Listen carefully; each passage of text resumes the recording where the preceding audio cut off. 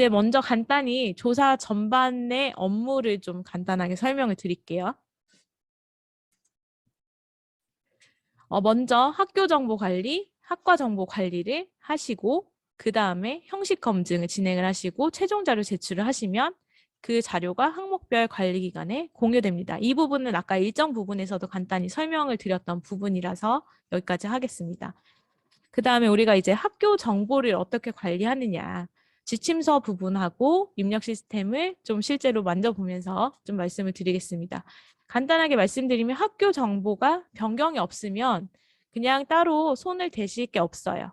근데 총장명 변경이라든가 뭐 학교 주소, 홈페이지 주소가 바뀌었을 때에는 학교 정보 수정 요청이라는 메뉴에서 수정 내용을 기재하시고 신청을 하시고 대학정보공시센터에서 승인을 하면 완료가 되고 만약에 그 일부 정보가 좀 잘못 기재되었다 하면 저희가 반려 처리를 해드립니다. 그래서 반려된 것을 보시고 다시 신청을 하시면 되겠습니다. 이 부분은 간단한 부분인데요. 지침서와 함께 좀 입력 시스템 설명을 드리도록 하겠습니다.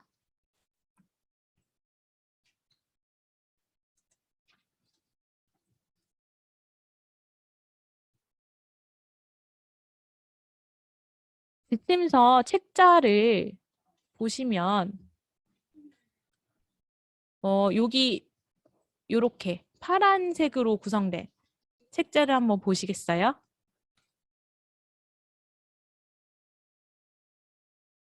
책자에서 쭉 보시면 8페이지를 보시면 되겠습니다. 8페이지를 보시면서 입력 시스템을 열 수 있으신 분은 듀얼 모니터로 같이 좀 보시면 도움이 되실 것 같아요. 그래서 여기 학교 정보 메뉴는 어디에서 보시면 되냐면 여기 옆에 같이 좀 띄워드릴게요.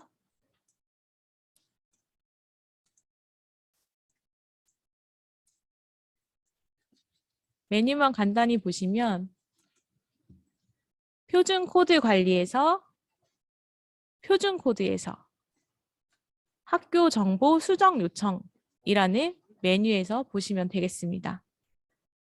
이제 여기에 한 학교를 예시로 제가 좀 보여드릴게요. 정보가 여기 이렇게 학교에서 계속적으로 입력하셨던 정보들, 계속적으로 관리되고 있었던 정보들이 여기 나타나고 있고요. 여기에서 정보를 변경하실 게 있으시면 여기 학교 정보 수정 요청 버튼을 클릭을 하시면 됩니다. 클릭을 하시면 이렇게 팝업이 뜨고요. 기본적으로 여기 바탕에 깔려 있는 정보들이 이렇게 제공이 되고 학교가 바꿀 수 없는 부분은 이렇게 회색 처리가 되어 있고요. 학교가 수시로 바뀔 수 있는 정보들은 이렇게 노란색으로 표시가 됩니다. 보통 지역 같은 경우는 지역이나 법인명이나 학교명은 여기 위에까지는 바뀌지 않는 정보라고 보시면 될 것 같아요. 학생 규모 같은 경우는 저희가 재적 학생 기준으로 산정을 해요. 재학생 기준이 아닌 재적 학생 기준으로 산정을 하기 때문에 저희가 8월 공시에 8월에 재적 학생 현황이라는 항목을 공시를 하거든요. 그래서 그 항목이 공시가 되는 시점에 맞춰서 우리 학교가 이 학생 규모가 어떻게 되는지를 보시고 세팅을 바꿔주시면 돼요. 지금 상반기 같은 경우는 우리가 2021년 8월에 공시한 사마 재적 학생 현황 기준으로 세팅이 되어 있을 거예요. 우리가 하반기 때 이미 한번 바꿔서 이 정도 세팅이 되어 있을 텐데 그래도 한번 확인을 해주시기 바랍니다. 이게 대학 알림위에 노출이 되고 있어요. 그 다음에 학교명, 영문명도 이미 다 들어가 있을 거고요. 중문명도 저희가 예전에 간체로 좀 변환을 요청드려서 어느 정도 간체로 변경을 하셨을 것입니다. 그 다음에 개교일이나 이런 부분들은 크게 바뀔 게 없고 총장명이나 대학원명이 바뀌는 경우 여기에서 수정 요청하셔가지고 기재하시고 여기 신청 사유 기재하시고 수정 요청을 누르시면 저희 쪽에 들어오게 되고요. 이제 신청을 했던 학교들을 하나 샘플을 보여드리면 여기 신청한 학교들이 있는데 제가 여기에서 한번 보여드릴게요. 저희가 이렇게 들어오면은 여기에서 이제 학교가 이렇게 변경을 했어요. 요거 해도 되나요? 우선 제가 줄게요. 이런 부분을. 여기 이제 총장명이 바뀌어서 신청을 하셨는데 이렇게 승인 처리를 해드리면 숭실대학교 데이터를 한번 볼게요. 학교가 이렇게 신청하신 목록이 여기 하단에 뜨게 되고 처리 상태, 제가 방금 전에 승인을 해드렸으니까 승인이 뜹니다. 만약에 반려하는 경우, 아까 전에 제가 여기 용인예술과학대 한번 제가 반려해 볼게요. 반려 사유는 재학생 수 감소라고 하셨는데 저희 재적 학생 기준으로 입력을 하기 때문에 여기 이렇게 우선 적어 드릴게요.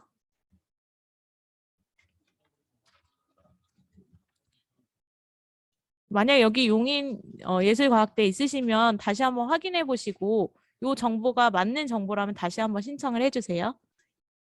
이렇게 해드리면 용인 예술과학대학교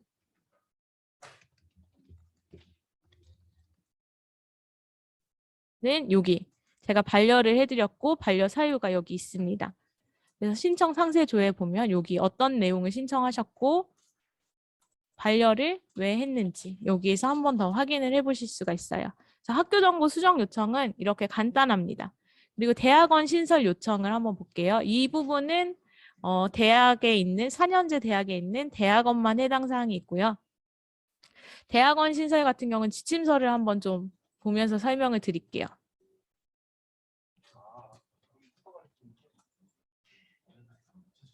지침서 10페이지 한번 봐주시면 대학만 해당 사항이 있어서 간단하게 말씀드릴게요. 이거는 많이들 알고 계신 부분이라서 이제 대학이 대학 안에 있는 대학원이 명칭이 변경되거나 혹은 진짜 신설되거나 혹은 진짜 폐지되는 경우가 있어요.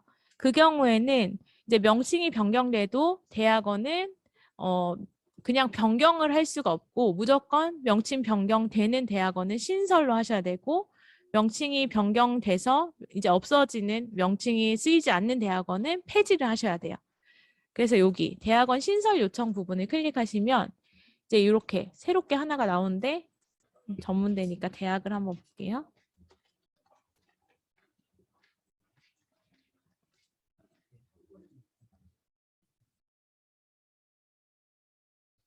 신설 요청을 하시면 여기가 빈칸이 나와요. 이제 대학원이 새로 생겨야 되는 거니까 이 부분 다 채워주셔야 돼요. 어느 학제인지, 그 다음에 명칭은 무엇으로 하실 것인지, 관련 법령은 웬만해선 다 고등교육법이니까 고등교육법 선택하시면 돼요. 그 다음에 학생 규모는 신설인 경우에는 이 학생 규모가 없으니까 미지정 선택해 주세요. 그 다음에 영문명, 중문명, 그 다음에 주야 구분, 대학원이 주간으로 하는지 야간으로 운영하는지 확인해 주시고 그다음에 여기 원장명 이런 정보들 쭉 적어 주시고 만약에 대학원이 명칭 변경되는 케이스가 있어요. 그랬을 때는 이 변경 전 학교명을 클릭하셔가지고 명칭 변경 전에 대학원이 무슨 대학원인지 여기에서 검색을 하시면 나오거든요.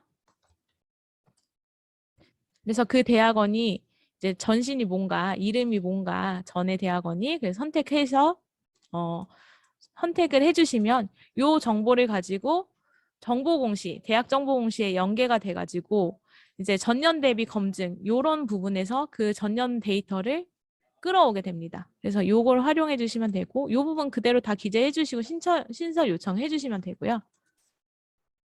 진짜 신설, 그다음 명칭 변경되는 대학원도 마찬가지로 여기 대학원 신설 요청해 주시면 돼요. 폐지 요청 같은 경우는 어느 대학원 폐지할 건가 폐지 요청 버튼을 누르시면 여기 이렇게 버튼이 뜨고요. 그냥 이거 선택해서 폐지 요청, 사유 쓰시고 대학원 폐원 뭐 이런 거 사유 쓰시고 폐지 요청 하시면 돼요. 신설된 대학원이 이렇게 해가지고 신설이 되면 학과가 아무것도 없어요. 학교밖에 없는 형태가 되거든요. 그러면 학과도 다 자율분류 기술서 신설로 작성해서 학과도 등록을 해주셔야 되는 거를 기억해 주셔야 되고 대학원 폐지하셨을 때는 학교가 폐지되었기 때문에 안에 있었던 학과도 다 폐지가 되어야 돼요. 대학원의 학교는 폐지했지만 학과가 폐지되지 않으면 그건 형식 검증에서 나중에 걸리거든요. 그래서 대학원 폐지하시면 안에 있는 학과는 자유분류 기술서 작성하셔서 다 폐지를 해주셔야 되는 거 기억을 해주시기 바랍니다. 여기까지가 학교 정보 수정 부분을 설명을 드렸던 부분이고요. 그 다음에 단과대학 부분. 단과대학을 제가 얼마 전에 추가를 좀 풀을 올려드렸어요. 대학에 해당하는 내용이고요. 단과대학 풀을 올려드리면서 여기에 없는 단과대학 명만 신청을 하라고 말씀드렸어요. 그래서 여기 학교정보 수정 요청에 보시면 여기 단과대학 신설 요청 버튼이 있어요. 그래서 단과대학 신설 요청도 지금 여기 학교 안으로 들어가 있긴 하거든요. 그래서 만약에 제가 자료실에 올려드렸던 그 풀에 우리가 이번에 신설했던 단과대학 명이 없으면 여기에서 단과대학 명을 입력하신 다음에 신청사유에서 신설 요청하시면 저희가 풀에 넣어드려요. 그러면 자유분류 기술서 작성하실 때 그 단과대 콤보 박스에 신청하신 풀이 뜨게 됩니다. 그래서 거기에서 확인을 하시면 돼요.